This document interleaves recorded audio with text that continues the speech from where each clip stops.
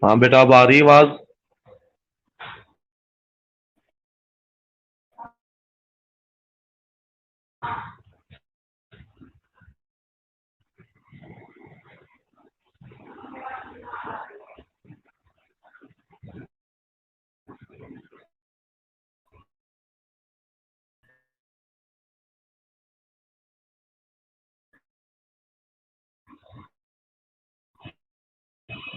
मैं पूछ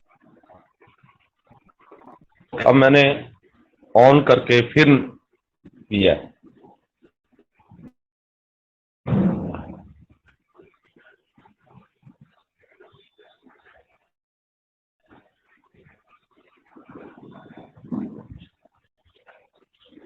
अच्छा, लास्ट हमने क्या किया था, कोई पता, कोई थोड़ी सी इंफॉर्मेशन दो कि लास्ट हमने लोगों ने क्या किया था। अभी शाबाश मीरब, कायनात, अफरासियाब, शाबाश मेरा बेटा। लास्ट हमने क्या किया था, जो ऑनलाइन है बच्चे बता दें ताकि मैं उसको आगे लेकर चलूं। थोड़ा सा हिंट मेरा बेटा बता दो।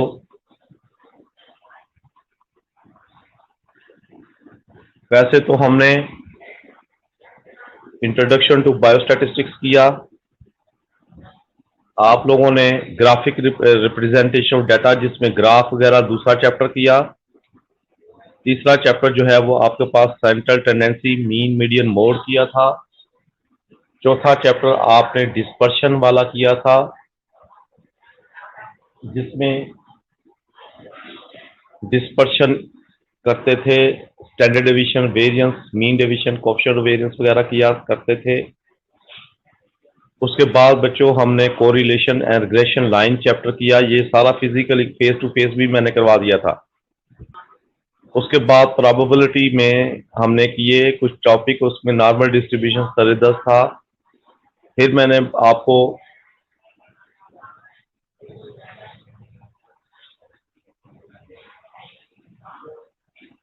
मैं बताता हूँ अभी। फिर मैंने आप लोगों को सैम्पलिंग टेक्निक्स जो है ये भी बताई कि सैम्पलिंग टेक्निक्स को किस तरीके से, इसके न्यूमेरिकल तो नहीं थे लेकिन इसके थ्योरेटिकल पार्ट जो है वो सैम्पलिंग टेक्निक्स के मैंने आप लोगों को पढ़ा दिए। अब मैं आपको टेस्टिंग हाइपोथेसिस की जानिब लेकर जा रहा हूँ, वो भी मैंने करवाया था। इसका इंट्रोडक्शन मैं करवा चुका हूँ कि हाइपोथेसिस के लिए कौन कौन से स्टेप्स इस्तेमाल करते हैं आप लोग। नंबर 1 मैंने कहा था कि अगर आपको पेपर में इस तरीके से सवाल आ जाए कि राइट डाउन द, अच्छा मुझे बताओ कि ये काई स्क्वायर हमने किया था क्लास में, काई स्क्वायर टेस्ट किया था? शाबाश, थोड़ा सा जल्दी से मुझे बताओ ताकि मैं उसको आगे से आगे लेकर चलूं। काई स्क्वायर क्लास में किया था, chi square test, chi square distribution.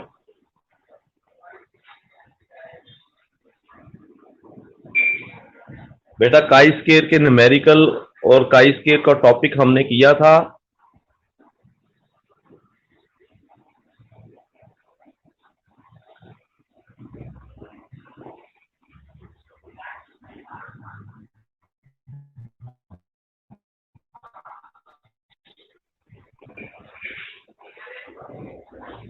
Okay,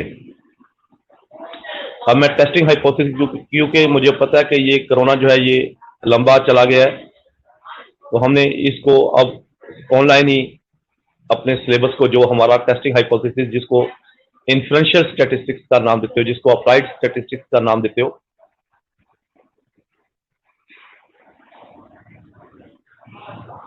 ये मैंने आप लोगों को करवाना है। अब बच्चों आज से नेक्स्ट वीक से मैं आपको प्रॉपर तरीके से नोट्स भेजकर उसके तरीके से करेंगे। और अब 12 इंट्रोडक्शन मैंने आपको इसका करवा दिया हुआ है। अगर आपको पेपर में ये सवाल दे दे कि write down the different steps in the testing hypothesis, तो पहले इसका जवाब ये था, आंसर इसका ये था कि पहला स्टेप जो है वो हाइपोथेसिस है। और हाइपोथेसिस दो किस्म का होता है, null hypothesis and alternative hypothesis. and null hypothesis is denoted by H naught and alternative hypothesis is denoted by H1. Now second step is the level of significance, and level of significance is noted by alpha, and its generally we take its value 5% or 1%. Now third step is your test statistic. In this steps we use Z test, T test, chi-square test, F test. इसके बाद बच्चों calculation आती है, critical reason आता है, फिर पांच step calculation है और छठा स्टेप कंक्लूजन है। ये 6 स्टेप अगर आप लिख देते, ये पोस्ट आर एन में भी मैंने सवाल दिया था। ये लास्ट टाइम जो अभी मैं चेक करके आया हूँ परसों पोस्ट आर एन के सवाल, उसमें भी यही मैंने प्रोसीजर दिया था। तो बच्चों ने बहरहाल पोस्ट आर एन वाले बड़े बदतमीज हैं सीनियर, उन्होंने नहीं किए, बड़े फेल हो गए। सेकेंड ईयर वाले तकरीबन कोई 90 के करीब स्टूडेंट थे जिनको मैंने पेपर असेसमेंट करके आया हूँ, और वो उनमें काफ़ी ये एमन वगैरह तो पास ही पास है, काफ़ी स्टूडेंट जो है वो पास है, फिर भी काफ़ी स्टूडेंट फेल भी हैं। तो मैं एक मेथाजाइन का एक मेडिसिन से उसका साइड इफेक्ट देखना था, 1 नंबर था, और एक एडवर्स उसके टाइप्स बतानी थी, 4 नंबर का सवाल था फार्माकोलॉजी में। बाकी मैट्रिसेस डिटरमिनेंट्स के सवाल थे। तो बहरहाल बच्चों ने फिर भी इस दफ़ा पता नहीं क्या मसला है, बच्चे करते नहीं है, सवाल नहीं करते, कुछ खाली पेज छोड़े हुए थे। बहरहाल अब खाली पेज वाले फेल हो चुके हैं, दोबारा फेल हो चुके हैं, अब मैं उसका कुछ नहीं कर सकता है। 90 स्टूडेंट्स के पेपर मैं चेक करके आया हूँ, 90-100 के ऑलमोस्ट इतने स्टूडेंट्स हैं, उसमें काफ़ी स्टूडेंट्स फेल भी हैं सप्ली वाले। समझ नहीं आती, आगे सप्ली में सिर्फ 10, 12, 15, 20 बच्चे होते थे, अब जो है वो इतने स्टूडेंट जो है वो सप्ली में अपीयर हो रहे हैं। बहरहाल ये है कि आप लोग जो है मेहनत करो, इसमें जितना भी करोगे तो बेहतर है।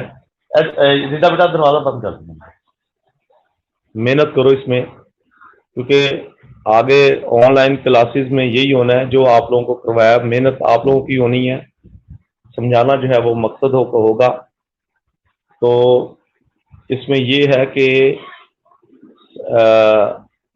हमने वक्त ज़ाया किए बगैर अब प्रॉपर तरीके से, क्योंकि पिछले वीक में सेट नहीं हो पा रहा था बहरिया टाउन में, अब मैं कुछ नेटवर्क चेंज किया है, जोंग पे चला गया हूँ, क्योंकि उधर जैज़ के सिग्नल नहीं आते थे।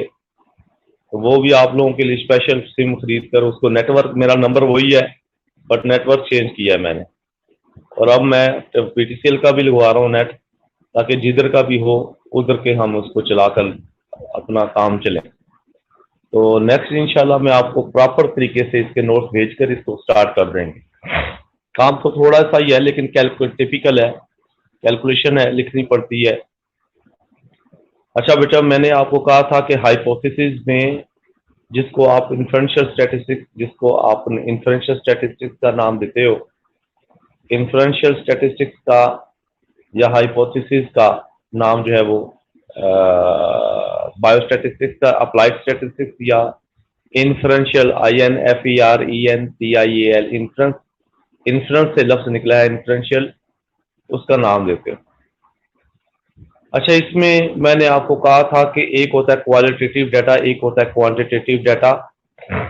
और क्वालिटेटिव डाटा जो होता है वो, अच्छा इससे पहले कि मैं आपको ये भी चीज बता चुका हूं, एक होता है स्टैटिस्टिकल एस्टिमेशन। शायद मैंने आप लोगों को इसके स्टैटिस्टिकल एस्टिमेशन के नोट्स भेजे कि नहीं भेजे, अगर नहीं भेजे तो मुझे ये कायनात या फातिमा या ये अफरा मुझे बता देना, ताकि मैं सेंड कर दूं आप लोगों को, आप लोग आगे मजीद फर्दर स्टूडेंट्स को जो है वो सेंड कर दो।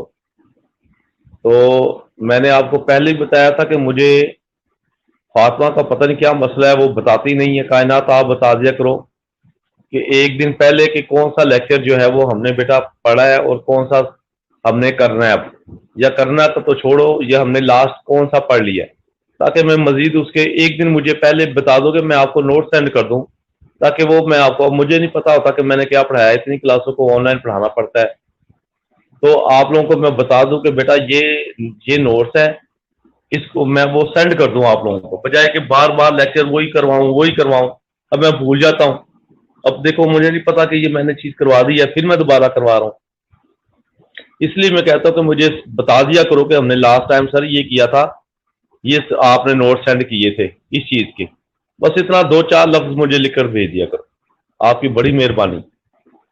तो अब मैं आपको बता रहा हूं कि एक स्टैटिस्टिकल हाइपोथेसिस जो एस्टिमेशन ये होता है कि आपकी जो कैरेक्टरिस्टिक्स हैं वही हम एस्टिमेट करें, आपके जो पेरेंट्स के कैरेक्टरिस्टिक्स हैं वही आप में आए और हम उसको एस्टिमेट करें और हम कहें कि ठीक है अब वही चीज आ रही है। तो स्टैटिस्टिकल एस्टिमेशन से एक मैंने आपको पहले ही बता चुका हूं कि स्टैटिस्टिकल एस्टिमेशन में एस्टिमेट किया जाता है। एक होता है स्टैटिस्टिक्स जिसको आप सैम्पलिंग टेक्निक्स में पढ़ चुके हो, a numerical value which calculated from the test statistic from the sampling is called statistic। जो न्यूमेरिकल क्वांटिटी जो सैम्पलिंग टेक्निक से सॉल्व करी हुई हो उसको स्टैटिस्टिक का नाम देते हो और इसको एक्स बार और एस से किया जाता है। और जो न्यूमेरिकल क्वांटिटी पॉपुलेशन से सॉल्व की जाए उसको पैरामीटर्स का नाम दिया जाता है। ये दो बेसिक टर्म्स हैं जो आप लोगों ने ज़हन में रखनी है बेटा। दो बेसिक टर्म्स हैं जो आपने दो चीजें ज़हन में रखनी है, एक है स्टैटिस्टिक, एक है पैरामीटर। तो यानी स्टैटिस्टिक से यानी एक्स बार और एस से जो पॉपुलेशन के पैरामीटर एस्टिमेट किए जाते हैं उसको स्टैटिस्टिकल एस्टिमेशन कहते हैं। तो बेटा स्टैटिस्टिकल एस्टिमेशन क्या है? जो आप parameter estimated from the statistic, so this is called statistical estimation. इसको स्टैटिस्टिकल एस्टिमेशन का नाम दिया जाता है। नो स्टैटिस्टिकल एस्टिमेशन के बाद अब स्टैटिस्टिकल एस्टिमेटर क्या चीज है? स्टैटिस्टिकल एस्टिमेटर ये चीज होती है जो आप जिससे आप एस्टिमेट करते हो उसको एस्टिमेटर का नाम दिया जाता है। यानी मैं आपसे कुछ चीज निकालना चाहता हूं, मैं आपसे एस्टिमेट करना चाहता हूं, तो आप मेरे लिए एस्टिमेटर हो, आप मेरे लिए एस्टिमेटर हो। यानी हम पैरामीटर जो हैं वो किससे एस्टिमेट करते हैं? स्टैटिस्टिक से करते हैं। तो स्टैटिस्टिक क्या चीज है? ये एस्टिमेटर क्या कहलाता है? यानी the parameter estimate from the statistics. Statistics is called estimator, उसको एस्टिमेटर कहते हैं। अब मैंने बेटा तीन चीजें खुल्लम खुली बताई हैं। एक स्टैटिस्टिक की डेफिनेशन बताई है, स्टैटिस्टिक्स की नहीं, स्टैटिस्टिक की डेफिनेशन बताई है। दूसरी बच्चों मैंने आपको पैरामीटर की डेफिनेशन बताई है और तीसरा मैंने आपको स्टैटिस्टिकल एस्टिमेशन बताया है और चौथा मैंने आपको एस्टिमेटर का बताया है। ये चार चीजें। हाँ जाने दो ना वाल। तो इसको एस्टिमेटर का नाम देते हैं। अब एक लफ्ज जो है वो है बाइस्ड एस्टिमेशन और एक है अनबाइस्ड एस्टिमेशन। एक है बाइस्ड एस्टिमेशन और एक है अनबाइस्ड एस्टिमेशन। बाइस्ड एस्टिमेशन क्या चीज है? तो आप मजा रहे बच्चों। कायनात, फातिमा सोई हो तो बताओ। एमन और मोइज आरिफ और मेरे बच्चे जो हैं अक्सा, मीरब, जवेरिया, रजा और मेरे बहुत सारे बच्चे हैं। मेरी आवाज आप तक पहुंच रही है और आप लोगों को समझ आ रही होगी। अच्छा, उसके बाद बच्चों मैंने आप लोगों को ये बताया कि एक होता है बाइस्ड एस्टिमेशन, एक होता है अनबाइस्ड एस्टिमेशन। एक होता है बाइस्ड एस्टिमेशन, एक होता है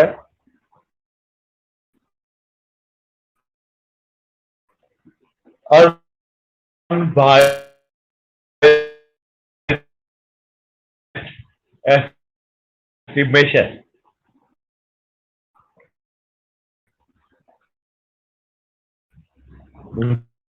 biased estimation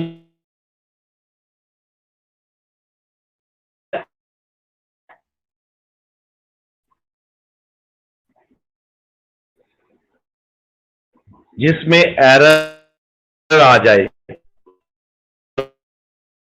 biased estimation error ना आए।